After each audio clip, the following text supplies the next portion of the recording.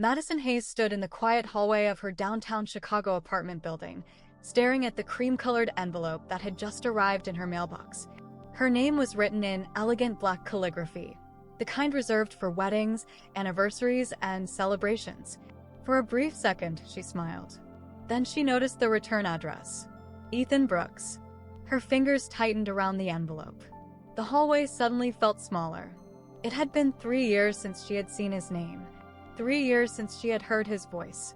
3 years since the man she believed she would marry had disappeared from her life without giving her the closure she desperately deserved. She slowly walked back into her apartment, closed the door behind her, and leaned against it as memories she had worked so hard to bury rushed back all at once. The apartment was beautiful. Sunlight poured through the floor-to-ceiling windows, illuminating every carefully chosen piece of furniture. Every corner reflected her talent as one of Chicago's fastest-growing interior designers. Clients admired her work. Magazines had featured her projects. Her business was thriving. From the outside, Madison Hayes looked like a woman who had everything. But one envelope was enough to remind her of the girl she used to be. She carefully opened it. Inside was a luxurious wedding invitation embossed with gold foil. Mr. Ethan Brooks and Ms. Sophia Bennett request the honor of your presence at their wedding ceremony. Madison stared at the words for what felt like forever. A quiet laugh escaped her lips. Not because she found it funny. Because sometimes pain stays with you so long that tears simply refuse to come anymore. She placed the invitation on the kitchen counter and walked toward the coffee machine. Her hands shook while pouring the coffee. 3 years. She had survived 3 years without answers. And now the first thing Ethan gave her wasn't an apology. It was an invitation to him marry someone else. 3 years earlier, Madison Hayes was 28 years old and believed she was living the life she had always dreamed of. She had recently been promoted at one of Chicago's most respected interior design firms. Every project excited her. She loved transforming empty spaces into warm homes where families could create memories. Her coworkers admired her creativity. Her clients trusted her completely. But her greatest source of happiness wasn't her career. It was Ethan Brooks. They had met 5 years earlier at a charity event that renovated homes for military veterans. Madison had volunteered as an interior designer. Ethan, a talented architect, had donated his services for free. Their first conversation lasted nearly 4 hours. Neither of them wanted it to end. Within months, they became inseparable. Every Sunday morning, they visited the same little coffee shop near Lake Michigan. The owner already knew their order. 2 vanilla lattes. 1 blueberry muffin to share. Extra cinnamon. Every Christmas, they traveled somewhere new. Seattle, Boston, Charleston, Nashville. They filled photo albums with adventures, laughter, and dreams for the future. Madison often caught Ethan staring at beautiful old houses. One afternoon, she teased him. "What are you looking at?" "Our future." She laughed. "In a 100-year-old farmhouse?" He smiled. "Imagine it. A wraparound porch. A golden retriever running across the yard.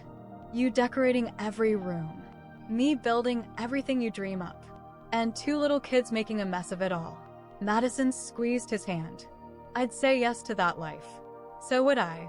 Those conversations made everything feel certain. Marriage wasn't a question. It was simply the next chapter. Or so she believed. One rainy Friday evening, Ethan came home unusually quiet. He'd barely touched his dinner. Madison noticed immediately. "You've hardly said a word." "I'm just tired." "You've been tired for weeks." He forced a smile. "It's work." She walked over and wrapped her arms around him. "We'll get through it together." For a brief moment, he hugged her back. But something felt different. His embrace wasn't warm. It felt distant. Almost like he was saying goodbye without using words. Madison ignored the feeling. Love teaches you to trust. Sometimes too much. The following Monday morning, Ethan stood near the apartment door holding his car keys. "I think I need some space." Madison frowned. "What do you mean?" "I don't know.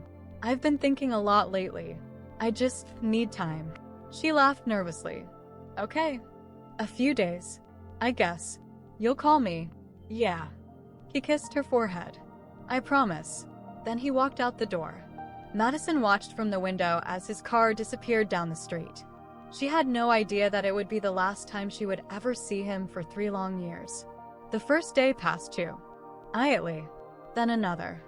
She sent him a text. Hope you're okay. Love you. No reply. She called. Voicemail. The next day she tried again. Nothing. A week later, she drove to his apartment. The building manager informed her that Ethan had already moved out. Moved? Without telling her? Confused and terrified, she contacted mutual friends. None of them seemed to know where he had gone. Or perhaps they knew more than they were willing to admit. Over the next month, Ethan slowly erased himself from her life. He stopped answering every message. He deleted his social media accounts. Eventually, he blocked her phone number completely. No goodbye.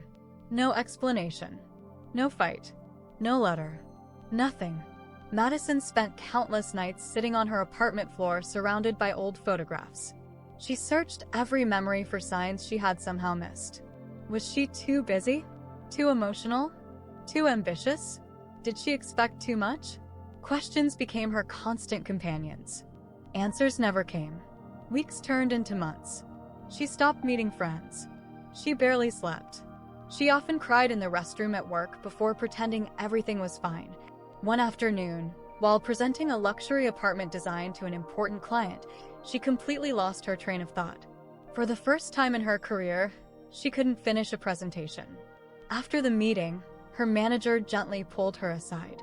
Madison, you don't seem like yourself. She forced a smile. I'm fine. He looked at her with concern. No, you're surviving. There's a difference. That night, Madison returned to her apartment exhausted. She stood in front of her bathroom mirror. The woman staring back at her looked nothing like the confident designer she once was.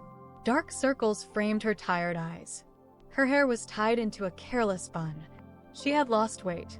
She barely recognized herself. A single tear rolled down her cheek. Then another.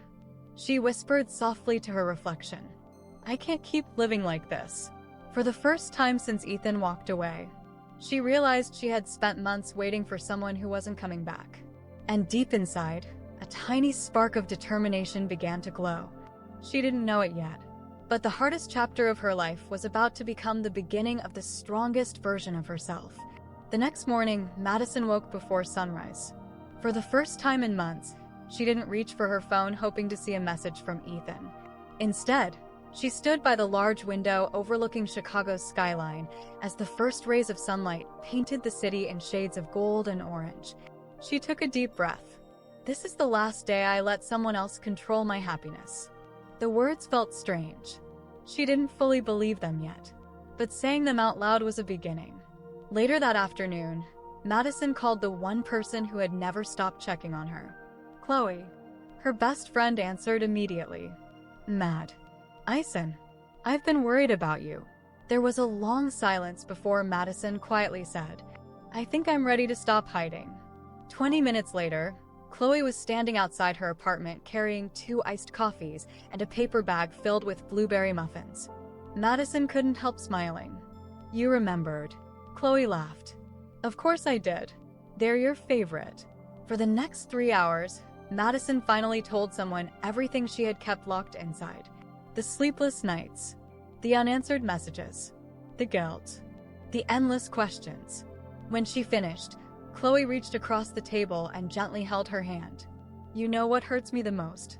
Madison looked up. What? You've spent months trying to figure out why Ethan left. Madison nodded. But you've never once asked why you're blaming yourself. The question hit her harder than she expected, because Chloe was right. Every memory ended with Madison finding another reason to think she hadn't been enough.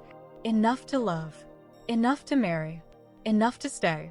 Chloe shook her head. Someone else's decision doesn't determine your value. It never has. It never will. Madison wiped away a tear. I don't know how to move forward. You don't have to know. You just have to take one step. That weekend, Chloe convinced Madison to attend a beginner's photography class. I don't even own a camera, Madison protested. You can borrow mine. I'm terrible at taking pictures. Perfect. Then you have nothing to lose. The class met every Saturday morning in Millennium Park. Their instructor, an energetic woman named Grace, smiled warmly at everyone. Photography isn't about perfect pictures. It's about learning to notice beauty that already exists. Those words stayed with Madison.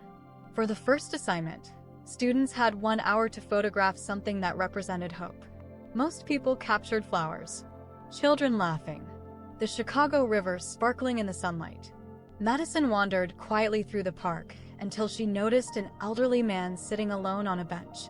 His hands trembled with age as he carefully tied the shoelaces of a little girl who couldn't have been older than 5. When he finished, she wrapped her tiny arms around him and kissed his cheek. The old man smiled with tears in his eyes. Click. Madison pressed the shutter. Grace later looked at the photograph and whispered, "That's not just hope. That's love." For the first time in months, Madison felt proud of herself again. Over the next 6 months, she slowly rebuilt her life. She joined a nearby gym, not because she wanted revenge or a glow-up, because moving her body helped quiet the chaos inside her mind. She started therapy every Wednesday evening. At first, she hated talking about Ethan. Eventually, she realized therapy wasn't about him. It was about learning why she'd allowed someone else's actions to define her worth. She began reading again, traveling again, laughing again. She even adopted a golden retriever puppy from a local shelter. The playful dog had enormous paws and endless energy. She named him Cooper. Every morning, Cooper greeted her as if she were the most important person in the world. No expectations, no conditions, just unconditional joy. Somehow, that helped heal pieces of her heart she didn't know still existed. One afternoon, nearly a year after Ethan disappeared, Madison received exciting news. Her design firm had entered a national competition to renovate a historic luxury hotel in downtown Chicago. Out of more than 100 designers, her proposal had been selected. The project would be the biggest opportunity of her career. Her manager smiled proudly. "You've earned this." For weeks, Madison worked late into the night. She sketched, researched, reimagined every room. She wanted guests to walk inside and immediately feel at home. The project was a tremendous success. The hotel's grand reopening attracted local news stations, travel magazines, and influential business leaders. A month later, an article featuring Madison's work appeared in one of the country's leading interior design magazines. The headline read, "The designer transforming historic spaces into modern masterpieces." She framed the magazine and placed it in her office, not as a trophy, but as a reminder. There had been a time when she believed her life had ended. Instead, it had quietly begun again. Success brought new opportunities. Within another year, Madison made a decision that terrified everyone around her. She resigned from her secure, well-paying job. Her coworkers thought she was making a mistake. Her parents worried endlessly. Even Chloe asked, "Are you sure?" Madison smiled. "No, but I'm ready." 3 months later, she opened her own interior design studio. The first few weeks were painfully quiet. No clients, no income. Bills piled up. There were nights when she wondered if everyone else had been right. Then, one Tuesday morning, her phone rang. A young couple wanted her to redesign their first home. They had followed her work for years. That project led to another, then another. Soon, Madison wasn't searching for clients. Clients were searching for her. By the end of her second year in business, she had hired 5 employees and moved into a bright studio overlooking the Chicago River. Her team admired her not just because she was talented, but because she treated everyone with kindness and respect. She never forgot what it felt like to struggle. One rainy evening, after finishing a meeting with a luxury hotel chain, Madison returned to her apartment carrying takeout and exhausted from work. Cooper greeted her at the door, tail wagging wildly. She laughed. Okay, I missed you too." As she bent down to him, her phone buzzed. It was Chloe. "Dinner tomorrow? I have something to tell you." Madison smiled. Absolutely. She had no idea that within 24 hours, another envelope would arrive. One that would force her to face the past she believed she'd already left behind. And nothing after that would ever be the same.